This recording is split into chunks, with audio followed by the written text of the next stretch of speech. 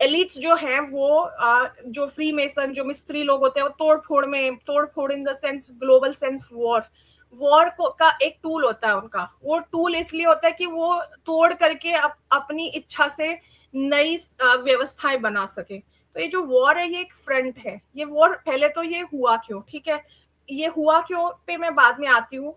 Main जो इसके कारण है, ये एक परिवार के कारण हो रहा है, ठीक है, मेनली एक परिवार की बात है।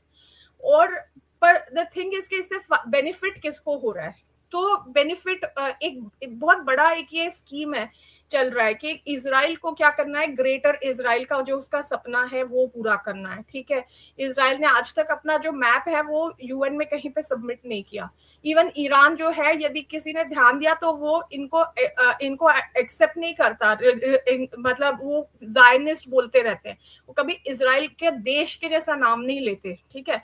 तो ना तो इजराइल अपना जो नक्शा है एज इट इज उससे खुश है, क्योंकि साइज बहुत छोटा है, उसको ग्रेटर इजराइल एक्सपैंड करना है। एक्सपैंड करने के लिए उसको अपनी आसपास की जो जमीन है उसको उस पर अधिग्रहण करना पड़ेगा। तो वो जो देश है, लेबनान है, और जो आसपास के इजराइल के आसपास के देश है, वो तो सफर कर ही रहे हैं।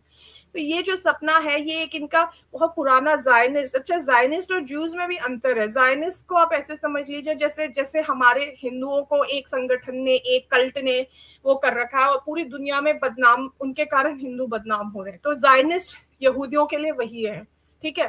तो जायनिस्ट लोगों का ये यहूदियों का संघ है, जायनिस्ट यहूदियों का संघ है। Exactly, exactly. क्योंकि जो असली बेचारे यहूदी हैं जो होलोकास्ट से परेशान होकर के गए थे, वो तो अभी भी सफर ही कर रहे हैं। इसराइल में भी इतने प्रोटेस्ट चल रहे हैं इस समय पर, वो कोई नहीं दिखाता, कहीं बाहर नहीं आते।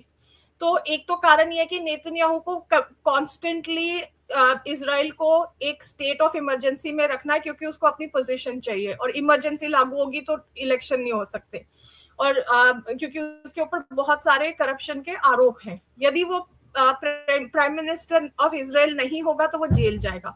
तो एक तो उसको अपने आप को बचाना, he has to support himself. दूसरी बात ये है कि ये इनका सपना है ग्रेटर इजराइल का। ग्रेटर इजराइल ना सिर्फ ग्रेटर इजराइल है, बल्कि ये भी है कि उन्हें एक पूरे गाजा को, जैसे आज की तारीख में हमें देखा है लास्ट ईयर से, जो कई सालों से इनफैक्ट चला आ रहा है, पूरा इरेज कर दिया है। और इरेज करके वो अपना ग्रेटर इसराइल, इनफैक्ट जैशनर जो ट्रम्प का दामाद है, उसने तो डब्स के इस साल जनवरी में वर्ल्ड इकोनॉमिक फोरम में जाके प्रेजेंटेशन भी दे दिया कि ये ग्रेटर इसराइल का नक्शा है और गाजा रीडेवलपमेंट के नाम से, और हम यहाँ पे ये बनाएंगे पूरा, मतलब जैसे डेवलपर है, रियल एस्टेट डेवलपर है, तो उसने पूरा कर दिया है। तो ये सब कुछ चल रहा है। और ना सिर्फ वो होगा, it will be an AI driven surveillance at, ठीक है, एआई का जो हब है वो वहां पे बनेगा। तो इजराइल के लिए तो ये विन विन सिचुएशन है एक तरह से देखा जाए, कि विन विन। यदि अमेरिका जीता तो उनकी जीत है, और यदि अमेरिका हारता है, मतलब ये इजराइल की सोच बता रही हूँ मैं, यदि अमेरिका हारता है तो भी अमेरिका वहां से, मिडल ईस्ट से अमेरिका का प्रभुत्व हटेगा और इजराइल की साख बनेगी। तो इजराइल के लिए तो ये उन्होंने ये सोच करके वो इस युद्ध में उतरे। तो ये है।